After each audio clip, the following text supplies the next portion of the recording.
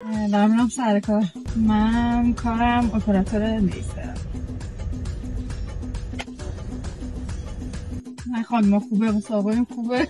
آقایون مگه میرن؟ آره من برای آقایونم انجام میدم.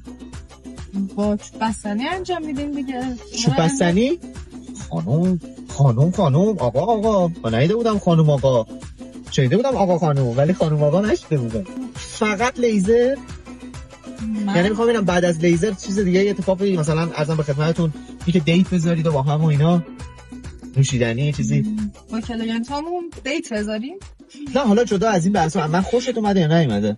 بله ولی من خواب دارم. میخواستی منو ضایع کنی؟ شما میتونی در جایگاه رفیق من باشی ولی کلیم تو بخوای خودت کلیم درست کنی با پشت دست میزنم تو دهنت. من با جفت دستام میزنم. نه شوخی میکنم. من کرایه رو بهت میبخشم عوضش یه لیزر زیر بغل واسه من بزن.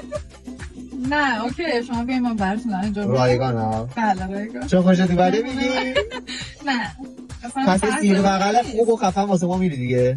از شما تقاضا دارم که انقدر حول نباشی توی ماشین میشه. انقدر حول بودن تو سن شما 10-70 رو داره زیر سوال میبره.